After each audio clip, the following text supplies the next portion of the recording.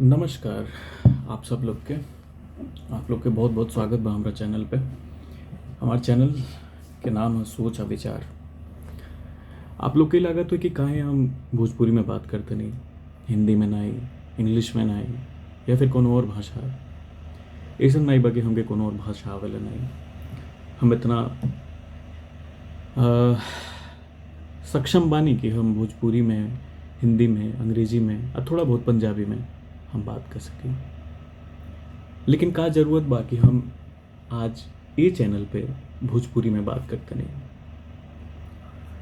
आप सबके मन में ये सवाल ज़रूर उठत हुई कि जब भारत पर चर्चा हिंदी, अंग्रेजी अब बाकी भाषा में होत बा, तो हम भोजपुरी काहे बोलत नहीं।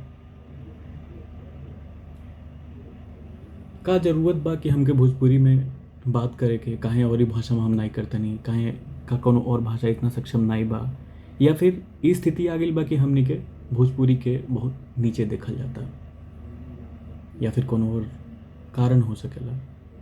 तो चूंकि हम एक गांव से आवे नहीं, हमार गांव जौन है वो यूपी के गांव है, पूर्वांचल, और हमार जो मातृभाषा है वो भोजपुरी है।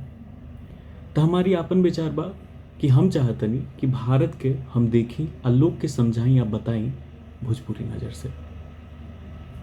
काहे कि हमार मान्यता ये बा कि भोजपुरी खाली एक भाषा नहीं बा, ये हमनी के माटी से जुड़ल बा। हमनी को माटी में खेलले बनी जा, हमनी के माई बाबूजी वही भाषा में हमनी के गारी दिहल, अपनावल, आशीष दिहल, प्यार कइल।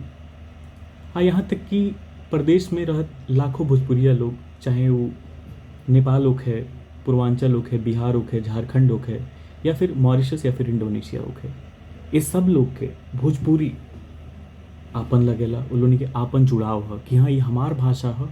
और अगर हमनी के ये भाषा में कोशिश कइल जा भारत के देखे के, कुछ वो मुद्दा पे विचार करे के, सोचे के जौन भारत के लिए, हमनी के समाज के लिए, और आजकल बहुत मुख्य रूप से भोजपुरी में उभरता हुआ समाज के समझे के एक बहुत बड़ा बदलाव साबित हुई।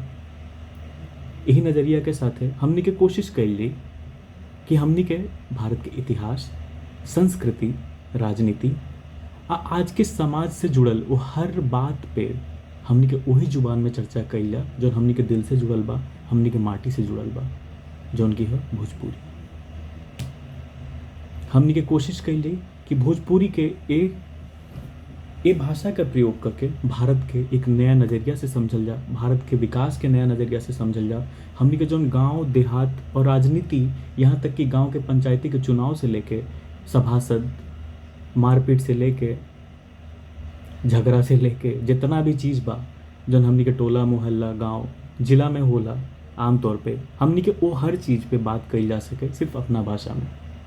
काहे यहाँ पे ये बात नहीं बा कि हमनी के दूसर भाषा के बुराई कही जाता या फिर हमनी के और भाषा प्रिय नहीं बा। ये भारत है, यहाँ संविधान हमनी के ई हमेशा एक अधिकार देला कि हमनी के अपनी मातृभाषा में काहे कुछ नहीं सीखल जा सकेला, कोनो रोक टोक तो नहीं बा।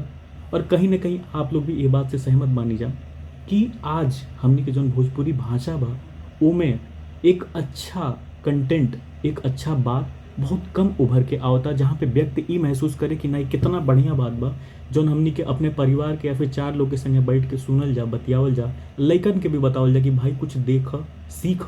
काहे कि हमनी के भाषा सिर्फ अब अश्लीलता से नहीं भरल बा। एक समय रहे जहाँ पे हमनी के भाषा एकदम उत्तम और सर्वोच्च स्थान पे रहे, लेकिन आज बहुत सारा ओके कारण बा जौन मुख्य धारा में हमनी के घबरानी जा, और यहाँ तक कि बतावे में भी कई बार हिचकिचानी जा कि भाई हम भोजपुरी से आवे नहीं, हमके भोजपुरिया हमार जौन जगह बा जहाँ से हम जुड़ल बानी वहाँ के भाषा भोजपुरिया। काहे कि लोग के विचार इतना अजीब बा जौन के विषय में हमनी के बात कइल जी आगे, लेकिन केहू ई मान नहीं सकेला जब केहू बाहर कमाए जाला।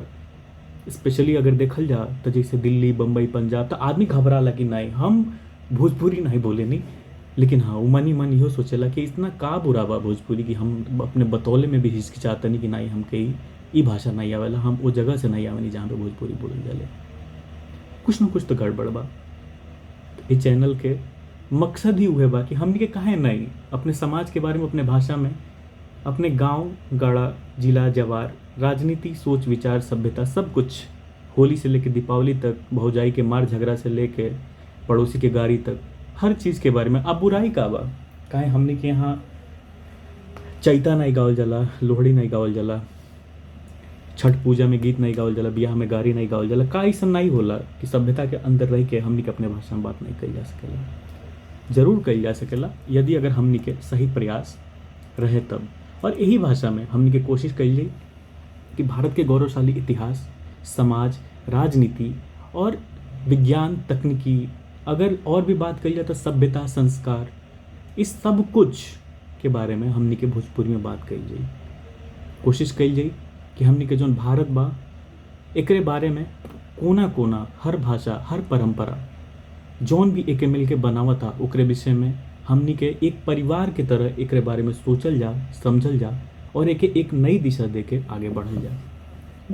मुद्दा चाहे कोई भी रहे, चाहे वो समाज से जुड़ल हुई, समाज के हर एक पहलू, चाहे वो बच्चन के शिक्षा, नारी के विकास, बड़ पुरनिया के स्वास्थ्य से लेके जो सरकार के जौन भी स्कीम होता लोनी के का पहुँचता कि नहीं पहुँचता, विधवा महिला का वो लोनी के सम्मान मिलता का कि वो घर से तो नहीं निकाल देता, का सरकार वो लोग खातिर कुछ बनावता, का हमनी के राज्य सरकार वो लोग खातिर कोनो काम करता, केंद्र सरकार कोनो काम करता, और अगर करता तो का वो लोग के पास पहुँच पावता? ये एक मुद्दा बा समाज के। का हमनी के अपन जो त्यौहार बा वो मनावे के चाहिए? का हिंदू लोग मनाई, मुस्लिम लोग नहीं मनाई? काहे? का बुराई बा?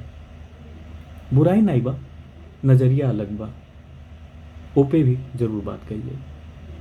हमनी के गांव गड़ा के कोनो लइका लइकी पढ़ लिख के कुछ आगे बनता हमनी के पते नहीं बा। हमनी के हर एक जवार में, हर एक जिला में, हमनी के आसपास के गांव में एगो गांव ऐसा जरूर बा, और वो गांव में भी एक घर ऐसा जरूर हुई जौन महा पिछड़ा हुई। काहे नहीं हमनी को के आगे बढ़ा सकत हनी जा? का प्रधान के नज़र में वो नहीं बा? का ब्लॉक प्रमुख के नज़र में नहीं बा? का हमनी के सब डिविजनल मजिस्ट्रेट के नज़र में नहीं बा? या फिर डिस्ट्रिक्ट मजिस्ट्रेट के नज़र में नहीं आवेला? ऐसा कुछ नहीं बा। सबके अपन एक नज़रिया बा, और वही नज़रिया पे इस सोच विचार से हमनी के कोशिश करिए कि प्रकाश डालल जाए।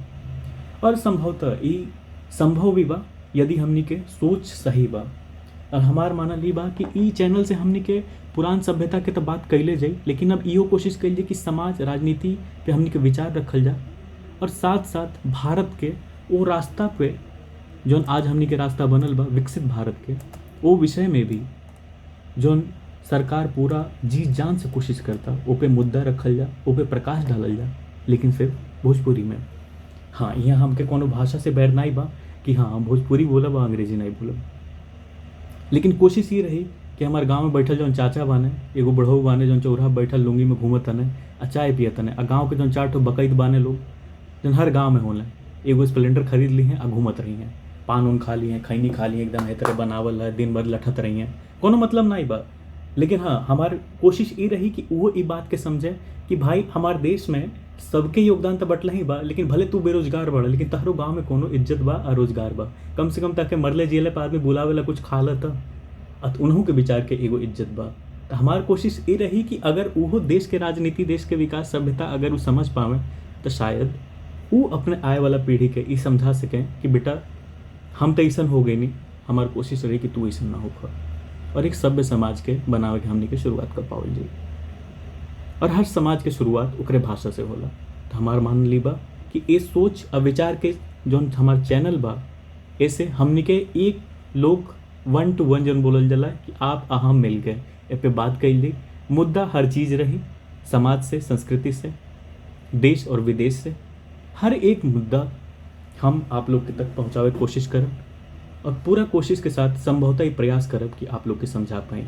हम कितनों बानी तो आपसे छोट बानी, कोनो गलती हुई ओकरा खातिर माफ़ी चाहतनी, कोनो समाज या फिर कोनो संस्कृति या फिर कोनो धर्म के अगर हमरे तरफ से कोनो क्षति पहुँची या फिर हमरे शब्द से केहू के बुरा लगी तो ओकरा खातिर छोट समझ के हमके माफ़ करब जा।